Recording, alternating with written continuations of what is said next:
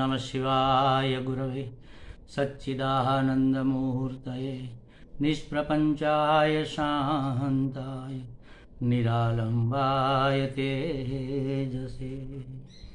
हरिओम प्रभु जी, आज के इस अध्यात्म परिषद में आप सबका स्वागत है। आज का प्रश्न अधिकारी ऋषि जी का है। वह कहाँ के हैं वो मुझे पता नहीं, क्योंकि यह फेसबुक के ऊपर उन्होंने प्रश्न डाला है।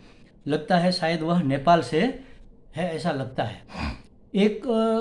सबको एक रिक्वेस्ट है कि अगर आपको प्रश्न पूछना है तो फेसबुक पर कृपया न डालें।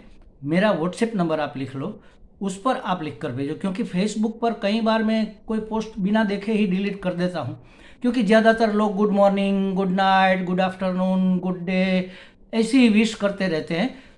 हजारों बार लोगों को बोलो कि भाई ऐसी पोस्ट मत डालो, फिर भी वो लोग डालते हैं, तो हम बिना देखे ही कहीं के पोस्ट डिलीट कर देते हैं। तो ये तो आपने जो भेजा था हमने संभाल कर रखा था, अब तक बहुत दिनों से पहले आपने ये भेजा था। तो कृपया आप हमारा व्हाट्सएप नंबर लिख लीजिए, उस पर अपनी पोस्ट डालें या तो उस पर अपना प्रश्न भेज दे, और अपना नाम और अपना गांव जरूर लिखें। अधिकारी ऋषि कहाँ के हैं क्या पता, हमें लगता है नेपाल के हैं। लिखना चाहिए ना कि हम वहाँ के हैं। फेसबुक पर भी अपना प्रोफाइल सब लोग रखते हैं, या तो फ्रेंड हो गए, लोग खुल गया तो नो इन्फॉर्मेशन। तो फिर क्या जाने आपके बारे में, कैसे पता चलेगा कि कौन कहाँ से पूछ रहा है। फिर भी आप अपना नाम पता लिखकर, नाम या शहर का नाम लिखकर व्हाट्सएप के ऊपर हमें प्रश्न पूछ सकते हैं। हमारा व्हाट्सएप नंबर लिख लो 94281, फिर से 942815835 फिर से पूरा 942815835। इस नंबर पर अपना नाम और अपने शहर का नाम लिखकर आप प्रश्न, कोई भी अपना प्रश्न, आध्यात्मिक प्रश्न है, पूछ सकता है। अधिकारी जी ने तो इससे पहले भी 2-3 बार प्रश्न पूछे हुए हैं, और वो भी फेसबुक में ही पूछे हैं। तो आपसे एक रिक्वेस्ट है कि अब की बार आप व्हाट्सएप पर प्रश्न करें, ताकि बिना देखे हम अगर निकाल दें और आपको लगेगा कि स्वामी जी ने तो उत्तर ही नहीं दिया, कोई चर्चा ही नहीं की। ऐसा नहीं होना चाहिए। तो उन्होंने पूछा है, क्या चित्तवृत्ति निरोध होना व अमनी भाव होना ही आत्म साक्षात्कार होना है? यदि नहीं तो इन दोनों में, माने कि साक्षात्कार और अमनी भाव में क्या अंतर है, और आत्म साक्षात्कार कैसे हो सकता है? देखो प्रभु जी, सबसे पहले तो आपके प्रश्न का उत्तर दे देता हूं कि चित्तवृत्ति निरोध का नाम साक्षात्कार नहीं है, आत्म साक्षात्कार नहीं है। दूसरी बात, आपने पूछा अमनी भाव, तो अमनी भाव भी साक्षात्कार नहीं है। यह दोनों उसकी पूर्व तैयारी है। यह दोनों अधिकारित्व में आता है, और अधिकारित्व प्राप्त होने के बाद साक्षात्कार होता है। तो ये साक्षात्कार नहीं है, ये साक्षात्कार की तैयारी है, साधन है उसके साक्षात्कार के। ये करना पड़ेगा, लेकिन सिर्फ इतने से ज्ञान होने वाला नहीं है। अच्छा, कैसे ज्ञान होगा? देखो, आजकल तो ये राजकारण में गारंटी वाली बातें चलती है ना, गारंटी कार्ड चलता है सबका, भाजपा का, कांग्रेस का, आपका, सबका।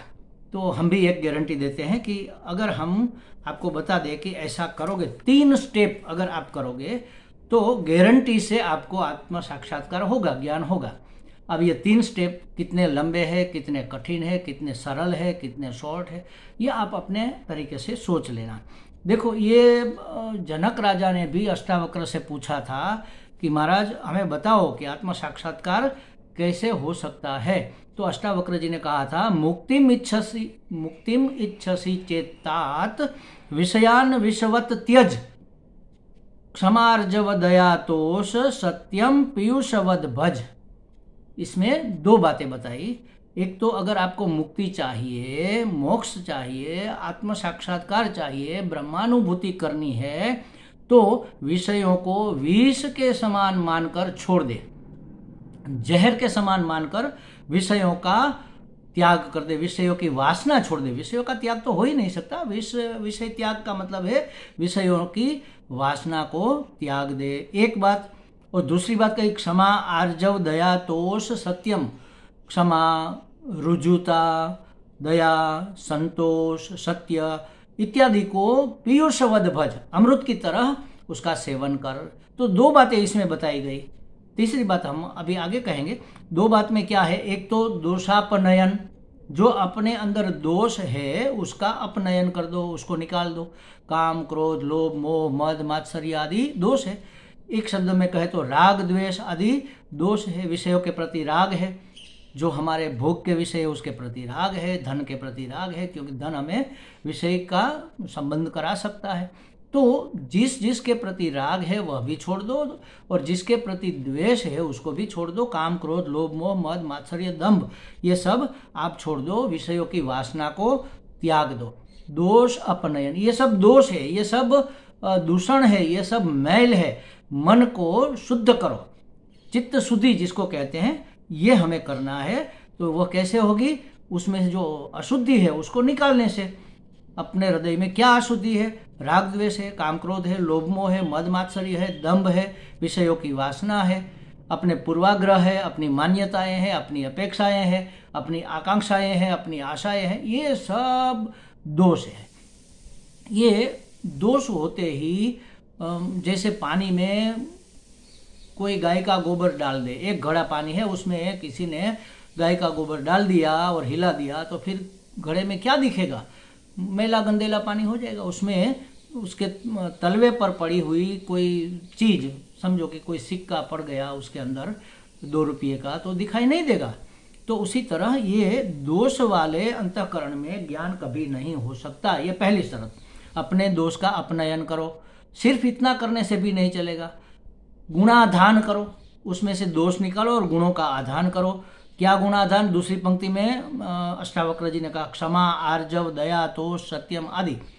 क्षमा, रुजुता, दया, संतोष, सत्य इत्यादि को पीयूषवद भज, अमृत समझकर उसका सेवन कर, माने कि गुणाधान कर। शास्त्र में अधिकारित्व के लिए क्या गुणाधान कहा है, विवेक, वैराग्य, समदमादि षटक संपत्ति और मुमुक्षा, ये 4 साधन का संपादन करना, इसको कहते हैं साधन चतुष्टय संपन्न अधिकारित्व।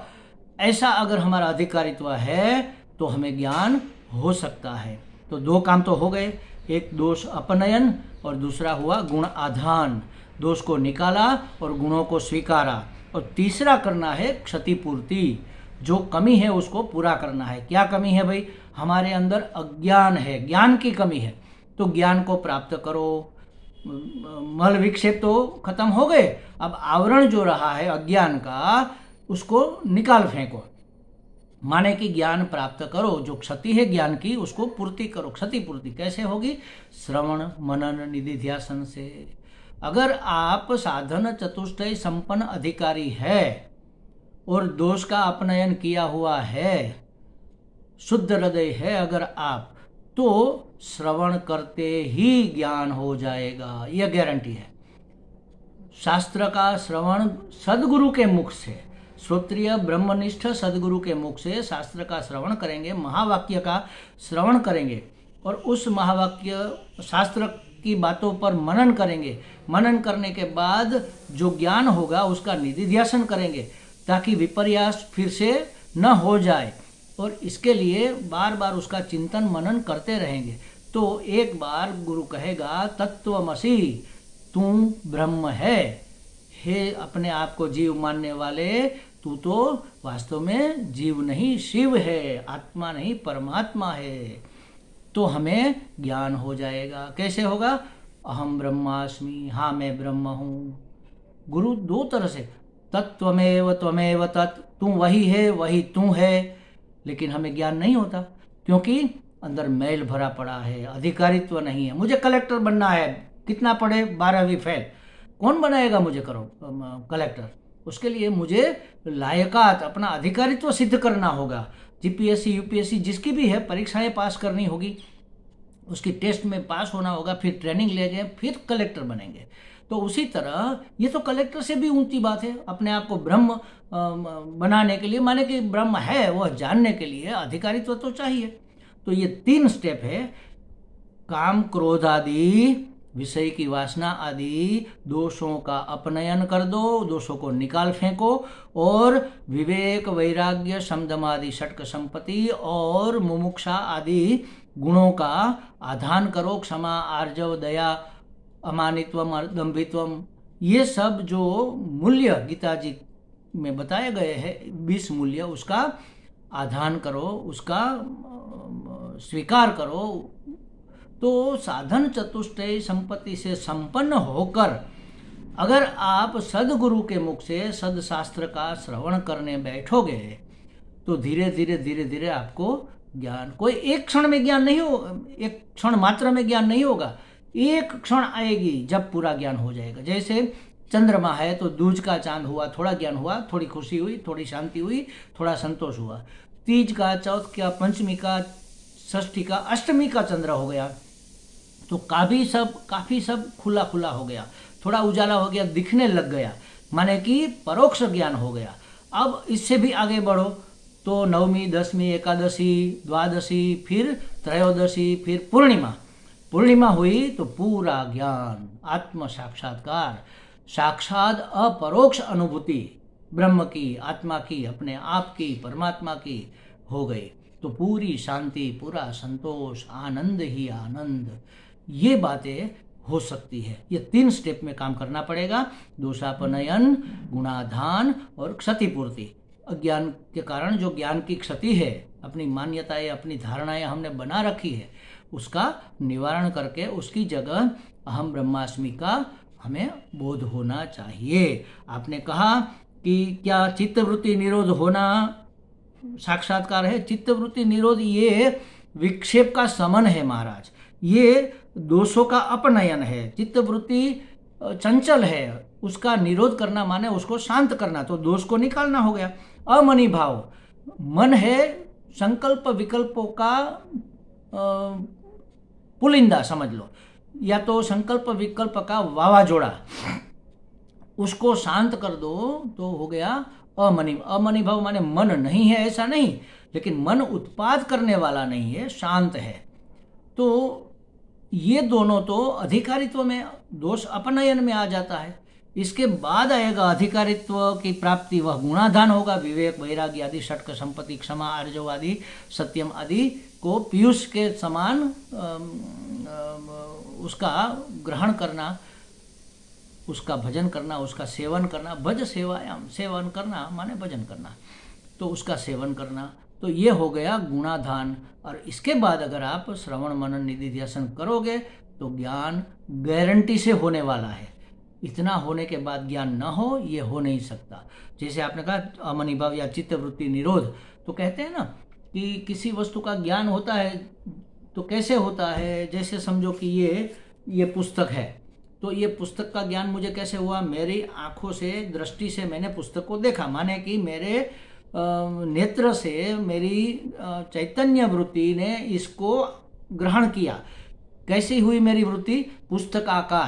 पुस्तकाकार वृत्ति होने के बाद ही पुस्तक का ज्ञान होता है, घटाकार वृत्ति होने के बाद ही घड़े का ज्ञान होता है। उसी तरह ब्रह्माकार वृत्ति होने के बाद ही ब्रह्म का ज्ञान होता है। अच्छा, पुस्तक का आकार लंबचौरस है, घड़े का आकार गोल है, ब्रह्म का आकार कैसा है? किस आकार की वृत्ति को ब्रह्माकार कहेंगे? ब्रह्म निर्गुण निराकार है, माने कि हमारी चित्त वृत्ति बिल्कुल निराकार हो जाए, कोई संकल्प विकल्प न उठे, मन अमनि भाव को प्राप्त हो जाए, इसके बाद ही ज्ञान हो सकता है। लेकिन ये दोष अपनयन है, ये ज्ञान का अधिकारित्व प्राप्त करने का एक पहला स्टेप है। इससे ज्ञान नहीं होगा, लेकिन इसके बगैर भी ज्ञान नहीं होगा, इतने मात्र से ज्ञान नहीं होगा। ये एक स्टेप है। फिर दूसरा स्टेप आएगा गुणाधान का, फिर तीसरा स्टेप आएगा क्षतिपूर्ति का, माने कि श्रवण मनन निधिध्यासन का, और तब जाके आपको आत्म साक्षात्कार हो जाएगा, ज्ञान हो जाएगा। हमें लगता है ऋषि जी, अधिकारी ऋषि जी को कुछ स्पष्टता हो गई होगी। फिर से एक बार हम रिक्वेस्ट करते हैं 9428158355 पर हमें व्हाट्सएप में प्रश्न पूछे, फेसबुक पर मेहरबानी करके न पूछे, क्योंकि हम गलती से अगर हमने निकाल दिया तो आपको लगेगा कि स्वामी जी तो उत्तर नहीं दे रहे। तो ये मिसअंडरस्टैंडिंग नहीं होनी चाहिए। हरि ओम।